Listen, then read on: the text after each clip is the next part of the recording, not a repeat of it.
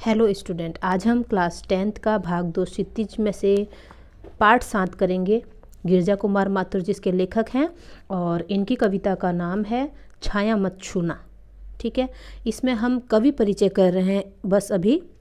इनका जन्म है सन 1918 में और निधन हुआ सन 1994 में। ठीक है, जन्म स्थान है इनका मध्य प्रदेश के गुना नामक स्थान पर।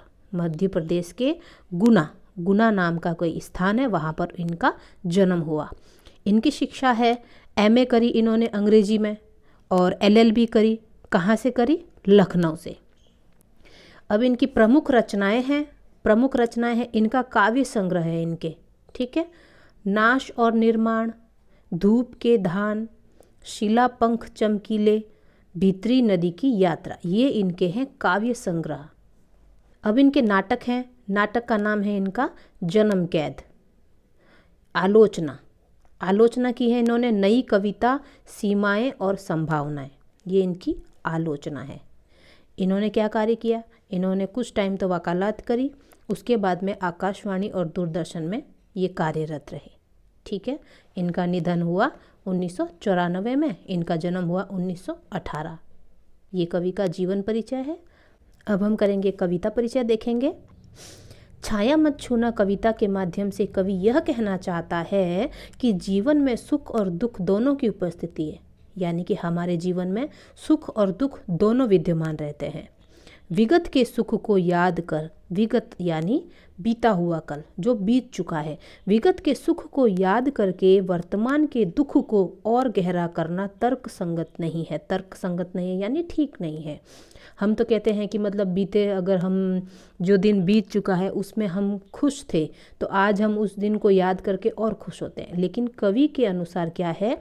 कवि कह रहे हैं कि जो बीता हुआ सुख है उसको याद करके जो वर्तमान के दुख को और गहरा करना, यानी कि हम बीते हुए सुख को याद करके हमारा जो वर्तमान का दुख है कि और उसको हम गहरा कर रहे हैं। यानी कि हम ऐसे सोचते हैं कि पहले हम कितने खुश थे, हमारा जो बीता हुआ कल था कितना अच्छा निकला, आज हम इतने दुखी हैं।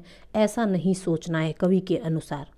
कवि के शब्दों में इससे दुख दुना होता है, यानी कि कवि कहते हैं, कवि के अनुसार यह सोचने से इससे हमारा दुख क्या होता है? और दुना होता है, यानी दुना यानी यहाँ पर है दुगुना, यानी डबल।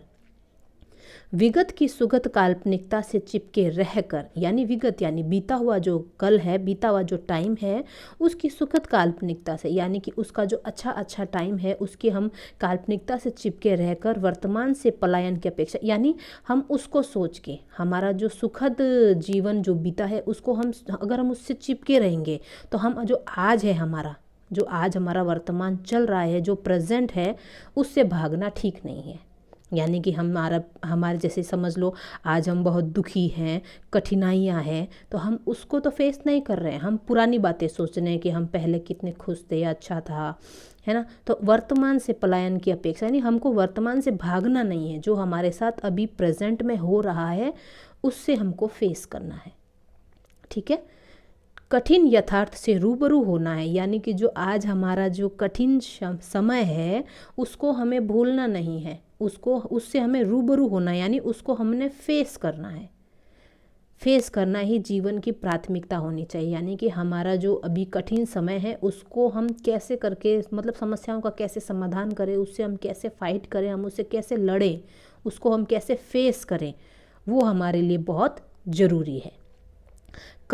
कविता अतीत की स्मृतियों को भूल वर्तमान का सामना कर भविष्य का वर्ण करने का संदेश देती है। मतलब कविता अतीत की स्मृतियों को भूल कर, यानी कविता में क्या है, लेखक कहना चाह रहे हैं कि अतीत की स्मृतियाँ, यानी जो पुरानी जो हमारा बीता हुआ कल है उसकी यादों को भूल करके वर्तमान का सामना करना चाहिए। जो हमारे जो भी हमारी कठिनाइयाँ हैं वर्तमान में, आज अगर हम कठिन टाइम से गुजर रहे हैं तो उसका सामना करके भविष्य का वर्ण कर, यानी कि हमारे फ्यूचर में क्या, मतलब चाहे बुरा है चाहे अच्छा है, उसको हमें फेस करना है, यानी उसको हमें एक्सेप्ट करना है। ठीक है, जो भी हमारे साथ हो रहा है, चाहे बुरा हो रहा है चाहे अच्छा, उसको हमें एक्सेप्ट करने का संदेश देती है। वह यह बताती है कि जीवन के सत्य को छोड़कर उसकी छायाओं से भ्रमित रहना, यानी जीवन का जो सत्य है उसको तो हम छोड़ दें। वह यह बताती है कि जीवन के सत्य को छोड़ करके उसकी छायाओं से भ्रमित रहने, जो जीवन का सत्य है उसको तो हम छोड़ रहे हैं, उससे तो हम भाग रहे हैं, ठीक है, लेकिन जो हमारा जो बीता हुआ जो कल है ना, जो अच्छा कल है, उसी से हम भ्रमित रह रहे हैं, उसी को हम सोच सोच के बहुत अच्छा था, ऐसा था, वैसा था, उसी से हम भ्रमित रह रहे हैं। यानी आज हम उस चीज़ को सोच करके हमारा वक्त टाइम बेकार कर रहे हैं, ठीक है। भ्रमित रहना, जीवन की कठोर वास्तविकता से दूर रहना। अगर हम उसी चीज़ को सोचते रहेंगे, है ना, तो हमारी जो ये जीवन का जो कठोर वास्तविकता यानी जीवन का जो सत्य है उससे हम दूर हो जाएंगे। कविता में रोमानी भावबोध की अभिव्यक्ति देखी जा सकती है। कवि परिचय और जो कविता का परिचय है ये हो गया है। नेक्स्ट वीडियो में इसका जो भावार्थ है उसको लेकर आऊँगी, ठीक है। इसको अच्छे से देख लेना। Okay, bye.